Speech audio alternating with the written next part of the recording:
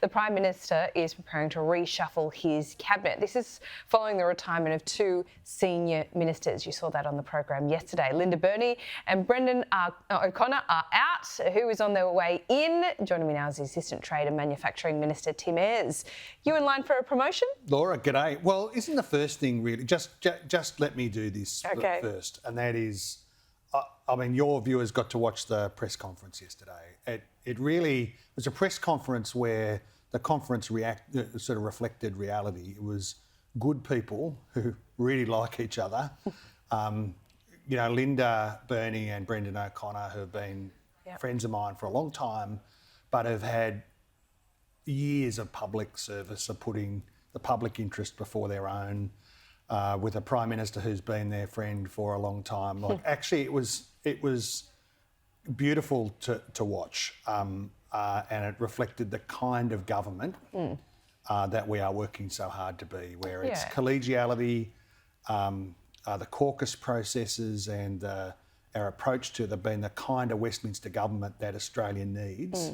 Was really reflected yesterday. And the time taken to pay tribute to their legacy, because that amount of time in service to the public is certainly a big commitment, and you hear this all the time, but families often take a back seat. They do often. So my tribute to them both, absolutely.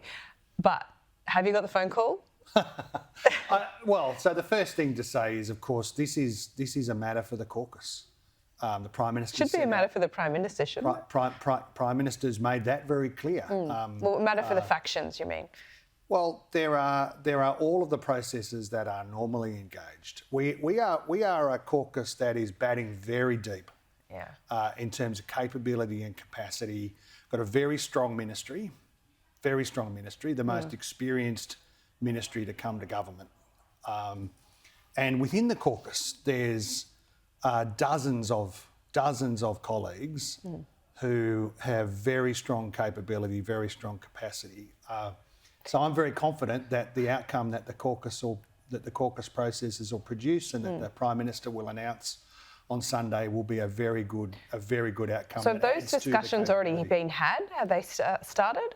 Well, normally colleagues talk to each other in these kinds of situations, and that's who are you talking to? What are they saying? Can I just say that it's the way that it's very collegial. Well, that's very nice, but can you answer my question? What are those conversations about? You've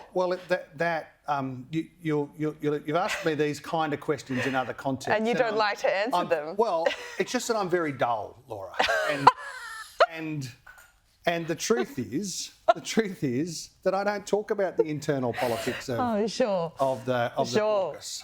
Sure. But it's true. I think I've been pretty consistent. Okay, so you're more suited to skills or defence, do you think? In what sense? Well, if you were to get a promotion, I mean, are you saying you don't think you deserve a promotion because you're too dull? No. Do you know what I'm absolutely focused on? I was delighted at the beginning of 2022. Surprised and delighted to be appointed to doing the manufacturing and trade. So you don't want to go anywhere? We have got the biggest... that's right. You want to stay where you are? My focus right now is on Future Made in Australia and Australia's trade agenda to build the future economy. And we have got the biggest pro-manufacturing package in Australian history. That's what I care about. I came from the manufacturing sector. I care about those communities, capability and building the right capability, building our energy security, building our manufacturing, building our future capability and the spillover benefits that has in areas. I spent most of my time as a manufacturing union official in the Hunter Valley and the Illawarra and Sydney's outer suburbs. The spillover benefits in terms of good jobs for those communities are immense. The communities that over time, good jobs and opportunity have retreated from, this opportunity to bring investment and manufacturing jobs roaring back in the Hunter Valley, in the Illawarra, Central Queensland, Western Australia. I'm deadly serious. That is what I'm focused on. Well, how much government money has been wasted on green hydrogen? No, nothing's wasted here. Well, I think it is. Twiggy pulling out. This is the opportunity for Australia in each of these areas. Are you still saying that green hydrogen is something you're going to pour more money into? Well, green hydrogen is where the world is going on these questions. Andrew Forrest just sacked 700 people. The decisions that Andrew Forrest makes are a matter for him and for his commercial decision. So that has no effect on what the government does, these are no regrets measures here.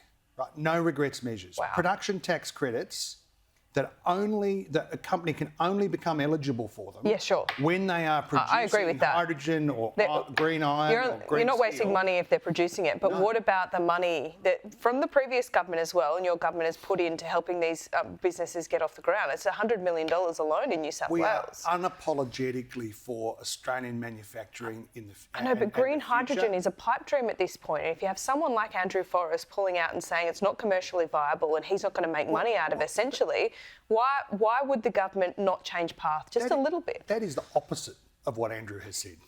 I've listened to what Andrew said about the decision making. He is making some changes that suit his business. I can tell you, the interest from the investment community and big manufacturers around the world on the pathway to net zero, green hydrogen is a big part of that. Our solar and wind capability and our capacity for storage is a big part of that. Our resources under the ground. Our minerals. Wind has been underperforming. Does that concern you? No, it doesn't. What it does mean is that we need to keep cracking on with the job that Chris Bowen set out for us. Gas.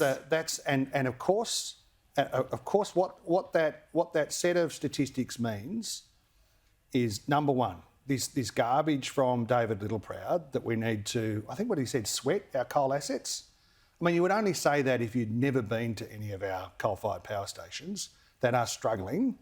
Over the last 365 days, there has not been a single day, where one of these operations has had to close because of a maintenance failure. The cheapest energy in the system, wind, solar and storage. Well, it's not cheap when gas has to. And let me come to gas. Okay, we're running out of time, so. Let me come to gas. Wind and solar, more of that, cheaper prices. Gas is really important. It is a really important part especially when wind isn't performing. In terms of power, in terms of grid stability over time, and particularly for the industrial processes in the big energy intensive firms as we move towards cleaner power. It is absolutely our pathway, and it is part of the pathway for our closest partners, Korea, Japan, right across the Asian region. As they decarbonise, Australian gas is a really important part. All right, a few points you've made that we'll have to pick up next time, but great to see you. Good to see you. Sorry for the interruptions. We'll talk to you on Monday and see what kind of new job you're in.